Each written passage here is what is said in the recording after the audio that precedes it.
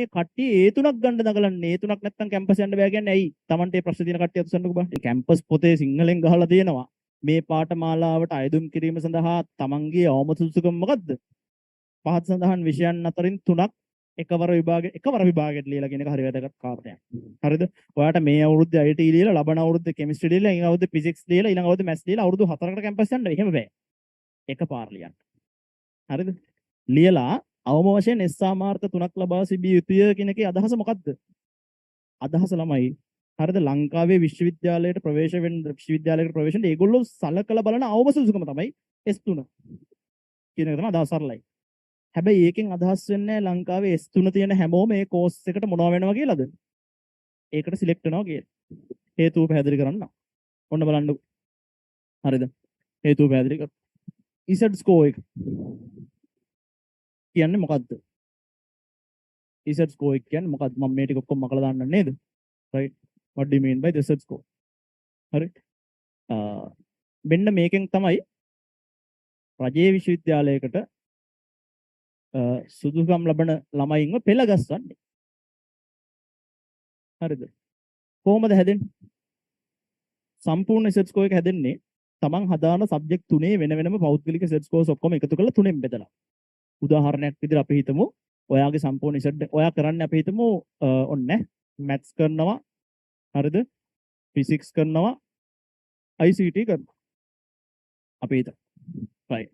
මෙන්න මේ maths physics ICT කරන ළමයාගේ Z score එක හැදෙන්නේ කොහොමද? මැත්ස් වලට තියෙන Z score එකයි ෆිසික්ස් වලට තියෙන Z score එකයි ICT වලට තියෙන Z score එකයි එකතු කරලා බෙදනවා තුනෙන්. ඕකෙන් තමයි සමස්ත Z score එක. දැන් ඔයාලට ප්‍රශ්නයක් එනවා සර් ඔය Z score එක හැදෙන්නේ කොහොමද? මෙන්න මෙහෙම හැදෙන්නේ බලන්නකෝ. හරිද? Z score එක හැදෙන්නේ අපි හිතමු උදාහරණයක් විදිහට ICT වලට Z score එක හැදෙන්නේ මෙහෙම. ඔන්න Z එක හැදෙන හැටි ඔයා හිතන්න ඔයාට ICT වලට ලකුණු තියෙනවා 80ක්. 80ක් සාධාරණ ලකුණක් 80ක් කියන්නේ. හරිද? ලංකාවේ ළමයි හැමෝම ICT වලට ගත්ත ලකුණු එකතු කරලා අපි හිතමු ICT වලට ළමයි ඔයාලගේ අවුරුද්ද වෙද්දි 50000ක් ලංකාවේ මූණ දෙනවා කියලා ඉවරලා අපි හිතමු. හරි. එතකොට ඔන්න ඔය කියන ළමයි 50000ෙම ICT වලට තියෙන ලකුණු ඔක්කොම එකතු කරලා. මගේ 80යි අරුගේ 75යි අනිත් එකාගේ 40යි උගේ 20යි ළමයි ගානෙන් බෙදපුවාම අපිට එනවා ICT වල සාමාන්‍ය ලකුණු. මට ඕකේ තේරෙන කට්ටිය සන්න ඔබ. ලංකාවේ ICT වලට සාමාන්‍ය ලකුණු හොයාගන්න පුළුවන් හැම ළමයාගේම ලකුණු එකතු කරලා ලකුණු ගාන මේ ළමයි ගානෙන් බෙදපුවා. සාමාන්‍ය පෙළ කරලා න්යාවි. තේරෙනවද? අපි හිතමු ICT වලට එනවා සාමාන්‍ය ලකුණු 40ක් කියලා. 40ක් කියලා. හරිද? දැන් ඔයා ගත්ත ලකුණෙන් මෙන්න මේ සාමාන්‍ය ලකුණ අඩු කරනවා. හරිද? සාමාන්‍යයෙන් ලංකාවේ ළමයි ගන්න ලකුණ ඔයා ගත්ත ලකුණෙන් අඩු කරනවා. අඩු කරලා ඕක බෙදනවා ළමයි මේ ස්ටෑන්ඩඩ් ඩීවියේෂන් කියලා අගයක් තියෙනවා. සම්මත අපගමනය කියලා අගයක් තියෙනවා.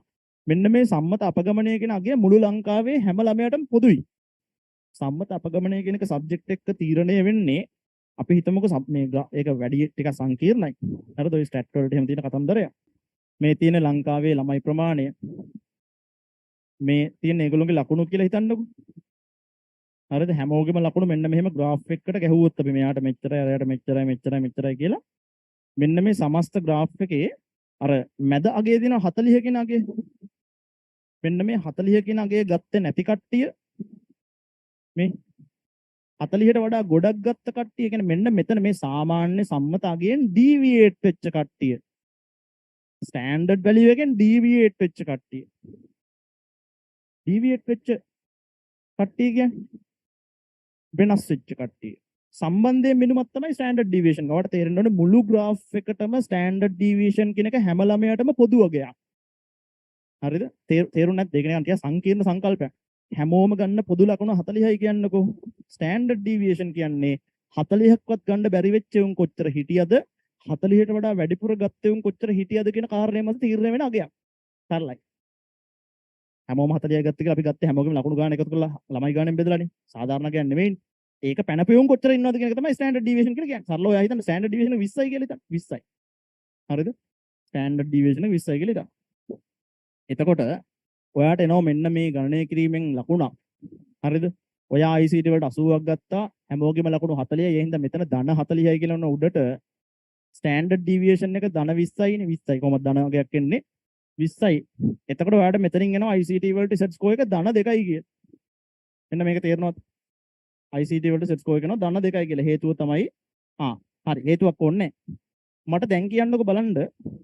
දැන් කියන්නකෝ බලන්න. සෙට් ස්කෝර් එක වැඩි වෙන්න නම් ක්‍රම දෙකක්. ක්‍රම දෙකයි තියෙන්නේ. ස්ටෑන්ඩඩ් ඩීවියේෂන් එක අපිට ඕන විදිහට වෙනස් කරන්න බෑ. සාමාන්‍යයෙන් මුළු ලංකාවේ හැමෝගෙම මත පදනම්ම තමයි මේ ස්ටෑන්ඩඩ් ඩීවියේෂන් තීරණය වෙන්නේ. බලපාන්නේ එහෙම කලාතුරකින් වෙනස් වෙනවා කියන්නේ. එක හේතුව එක ක්‍රමයක් තමයි ඔයා ගන්න මෙන්න මේ ලකුණු 80 ඔයාට පුළුවන් ලකුණු 100ක් විතර දක්වා වැඩි කරගන්න පුළුවන්. මට මේක තේරෙන කට්ටිය අසන්න බලන්න. ඔයා ගන්න ලකුණු ප්‍රමාණය වැඩි වෙනකොට ඒකට සාපේක්ෂව සෙට් ස්කෝර් එක වැඩි වෙන්න ඕන. තේරෙනව නේද? හරි. එහෙම නැත්නම් තව වැඩක් තියෙනවා වෙන්න. මොකද්ද? තව වැඩක් තියෙනවා. මොකද්ද?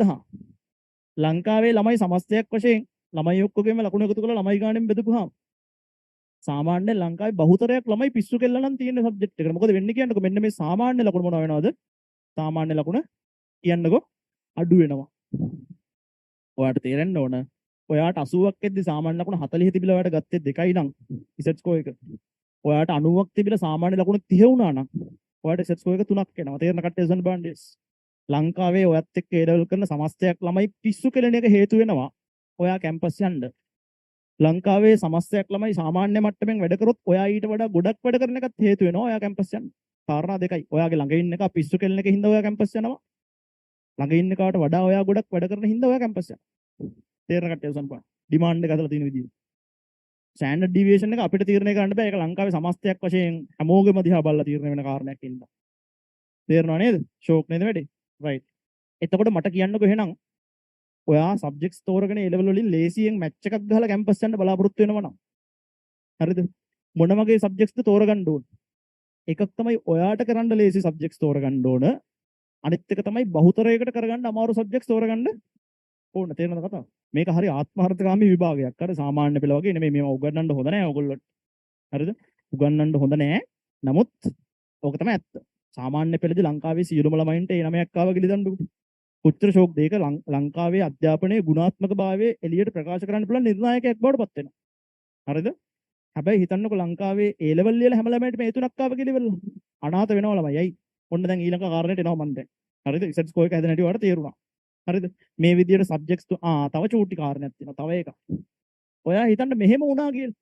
පහුගිය අවුරුදු වල මට මතකයි 2015 16 17 වගේ අවුරුදු වල විශේෂයෙන් කොළඹ දිස්ත්‍රික්කයෙන් හරිද? ඒ තුන තිබිලත් කැම්පස් යන්න බැරුව ගියා.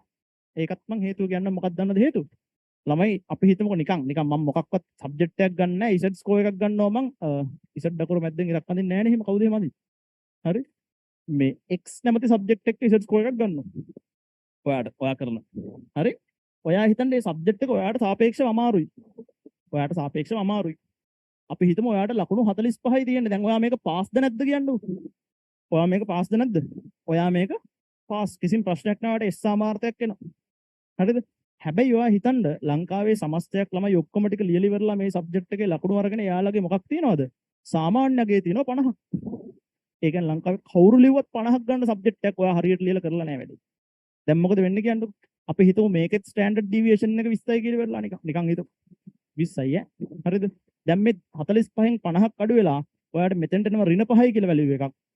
20ෙන් බෙදපුවාම හරිද?